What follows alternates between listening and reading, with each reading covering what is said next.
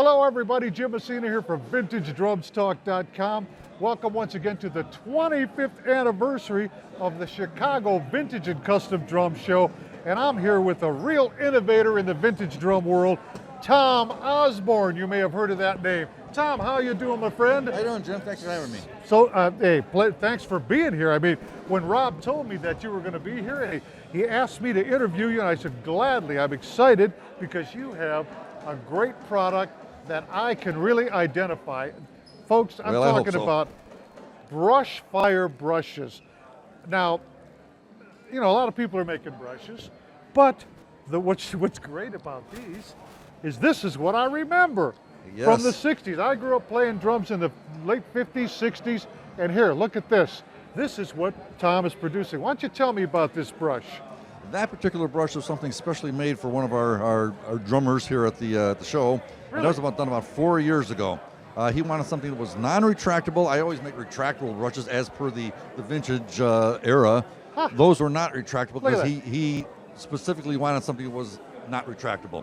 So I made those for him, and he likes them. That was his way. But I'm in also, as opposed to making my regular line of brushes, if you want custom brushes, not a problem. I'll make them any way you want. You want to put a raccoon tail on your brush? Tell me. I'll do that for you. That's not a problem. I'll do anything you want. Make the widths come different. The gauges come different. If you want something different as far as your brush is concerned, let me know. I'll do it.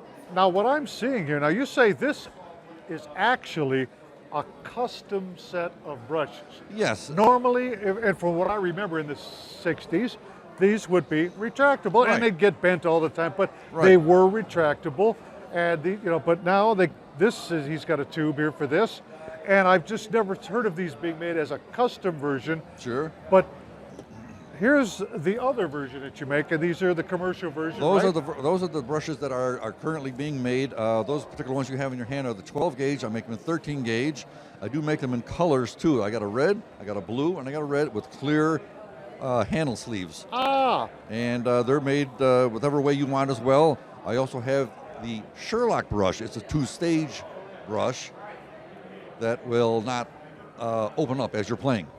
In other words, you can push it in, and it will have a 2-inch spread without falling out as you're playing, and you want to push it in again, and it has a 3.5-inch spread. You know, that is a very useful product. So many times I wanted to pull these in so they stay like that. And they don't. And they don't. But now I'm learning they do. So I'm gonna have to get some of these from you. That's the whole idea behind this. This, it's really takes me back when I hold. Now this is the custom set. We're not opening up these packs, but they're the same. Mm-hmm. This takes me back because this is the exact thing that the ribbed rubber. I call this pink, but it's sort of orangey. Would you call this red or what? This is, as you notice, these look a little bit different from this in a sense because their age has the vintage age to them. These are about 4 years old. These are brand new. Oh, okay. So it's a little bit lighter. So did these look like this color? Oh, yes. Okay. Yes, just from oil in your hand, right? Right. Just from using them and being out and exposed. But it just takes me back that the ribbing, he's got everything. Now, I got to ask you, how did you learn how to do this, or how did you get into making brushes?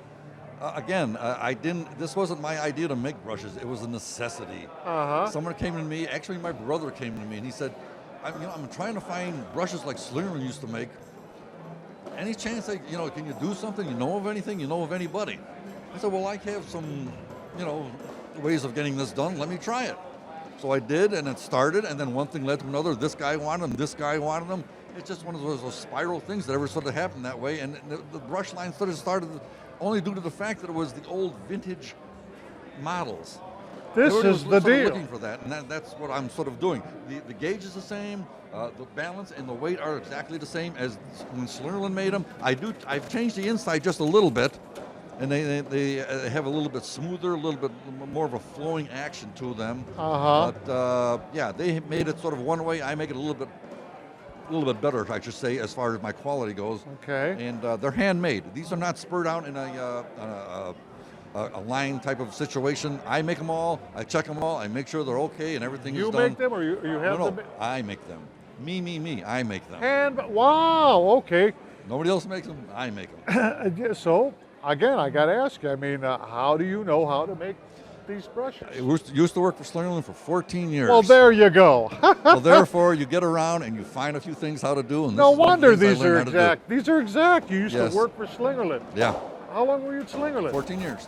When was that? From the early 70s up to when Slingerland sort of quit and no then wonder. moved on to Algonquin. So what? You had access to the specs on Oh yeah, these, and, yes, it did. Had the drawings and everything. and the suppliers for this. The suppliers are basically the same. The aluminum's just a 3/8 aluminum tube, but the supplier for the rubber is the same supplier that Slingerland used back when, and I'm still using those folks. Well, I mean, you know, I played these for years, and it just I keep handling them. And it's the real deal. There's no difference here other than what you've described with Right. inside, but this is amazing. So, when you were at Slingerland, were you making brushes, or what were you doing at Slingerland? No. Actually, I wasn't making brushes. I worked in No. different areas. Worked on the line a lot. Did the drilling of the shells. I did that for quite a while. Worked in the assembly department as far as stands. And inevitably, what I ended up doing was making the parade drums, the TDR parade drums, Yes, total yes, dynamic yes, yes. response, Yes. and of course the snare drums that were so-called Slingerland's premier snare drums. Right. I did those. Ha! I built the drum, the handmade snare drum. I do everything sort of handmade. That's why I got into this, because it was handmade. Slingerland wanted their particular TDR snare drums for kits. They wanted them handmade. They didn't want them spurred out on the line. They wanted the detail, and they wanted everybody to look at them and have that perfection, so to speak, in each drum. So that's what I did. I had a few other guys with me. There wasn't just me, Yeah. but I was in charge of making sure everybody did their thing correctly. 14 years. Yes. So, you know what you're talking about. I mean, I no hope wonder so. these came out the way they did. try. Brushfire brushes. This is pretty cool. I'm so glad that something like this is back out on the market. I mean, there are other brushes, but there's nothing like the real deal. And Yeah, that's what this these is are. again. This is the same brush that Gene Krupa used. There same you brush go. that Buddy Rich used. This was his stuff, and this is I sort of marketed it that particular brush with those guys in mind. This was something they used and they wanted, and a lot of people wanted that vintage look again and the vintage feel. So I went after that, and I do have some other things. Like I said, I got the color ones, I got the Sherlock ones, a little bit more modern stuff. But I mean, that's that's what they're dealing with right now. So, how long had you actually had the name Brushfire and this whole deal going? Just about 5 years on the name, and then started doing something with the actual brush about a year later. How's it going? Good. Yeah. All over the world, thank God. Got a lot of stores, many stores in the United States. I do a lot of things, Spain, England rather, and Australia are very big. And my Fantastic. biggest, believe it or not, my biggest people that buy these brushes right now, or biggest store, if you will, or distribution center, is in Japan. Ha! Would you believe it? So Japan. now, so we're talking about handmade brushes Handmade brushes. and all that distribution. Right. How are you keeping up with? I mean, not your two hands. You must have other hands working on this, right? No, I don't. How It's do me. you? Wow, what I kind do of it. work? I work a regular job that has nothing to do with the music industry whatsoever during the day. Is that right? Right, and then I come home at night and I do these in the evenings, and order-wise, depending on how much I have, all day Saturday and all day Sunday. With all that, I mean, internationally, My life is pretty much just brushes. Give me. What's an average? Okay, from Japan. What's an average order you get from Japan? How long does it take you to make one of these? Average order from Jan's about 200 pair. 200 pair. They order that. That's about as least they'll go. They'll go more, but I mean, I've never gotten anything less than 200 pair. Okay. Yeah. And it's just you. How long does it take you to come up with 200 pairs of these? I can make 200 pair in about a week. Wow. Yeah. So you have all the everything there. These are what, like a tube? I have all or- my stock. Everything is this there. The rubber? wire's there. The rubbers. So the wire, the aluminum tubing is there. Everything's ready to go. It's up to me just to get myself in gear and form these things. Then. Okay, just with everything sitting there. This is funny. I'm just curious. Okay, you're going to make these brushes right now. Sure. And there's the wire. There's the rib tubing. You got this. Maybe some kind of stop there. Whatever you do, and you're going to assemble it, right? Mm-hmm. How long would it take you to do that? A pair of brushes. Or one it's brush. a funny thing. Now, what happens is initially, I have to start them, but I have to continue on the next day. I can never do one. It's a sequential type of thing. Okay. It's called setting the wire inside there's a little grommet, if you will, inside the tubing, Yes. and it has to be set. Okay. And that has to set overnight because they're epoxied in Okay. with a very special epoxy that I found that works very, very well, and it's great for this kind of thing. Okay. So it has to set for 24 hours. After 24 hours, I continue on and finish them up. So is it a 2 or 3 step process? It's a basically 2-step process. Okay. That's set up in the rod itself. Yes. With the grommet, and then the wires sit inside there. They're set in a big. I have a big area that's holds all these, and you do them all at once. Okay. Then once that's set up, and then the next day you continue on. You can just finish your brush then.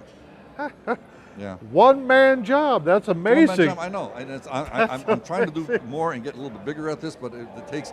I always thought, how am I going to actually teach someone how to do this? Because you know what it is? When I make these, when I get through with them, it's a feel. I have to feel that the brush is right. I have to feel that the spread is right. I have to feel that the weight is right. And if it doesn't feel that way, I will discard it and do something else. So, you're making custom ones, whatever this customer wanted. Yeah. He didn't want them to be able to. Okay.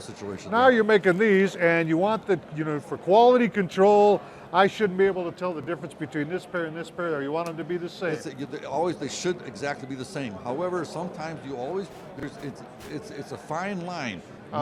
Aluminum tubes are never completely concentric inside. Okay. So you'll get a variance, but I try to make them as exact as I possibly can. And like I said, it's something that each one is tested back and forth, and I have to have a feel, and they are matched. When I put 2 together, it's just to clump them together and throw a pair together. I mash them so they feel the same, they retract the same, and that it's important to me. So you're not actually playing them and saying, "Hey, these play this." Okay, you're just going by how they feel, how they react to each other. One brush has to match another brush. If they don't, then I just This is great. I mean, you're obviously meticulous about what you do. And the name, I love the name, Brushfire Brushes. That's a little great. play on words there, but it works. But what's cool is the story behind it too. Your Slingerland affiliation. Yes. Let's get a little more into that. That's what enabled you to actually produce these and have somebody like me go, "This is great. I remember these, just like the ones in the '60s." So yeah, right, exactly. There you were at Slingerland, doing all kinds of different jobs. Right.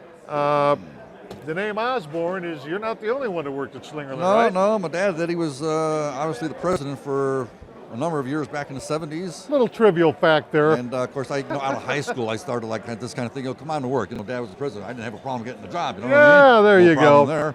So I started on there, and that continued on, and I was, good at what I did. So I stayed there, and 14 years later, Slingerland sort of went its own way, but then so I had to go my own way as well. And you are.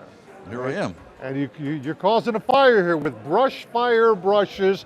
Tom Osborne, handmade with a lot of experience, Slingerland experience behind it. Yes, Tom, indeed. I congratulate you. This is a fine product, and I think I'm going to get a pair myself, man. Thank you. So great talking to you, sir. You too. Thank you, Jim. Good luck with Brushfire brushes. Tom Osborne, stay tuned. We'll have more. See you later.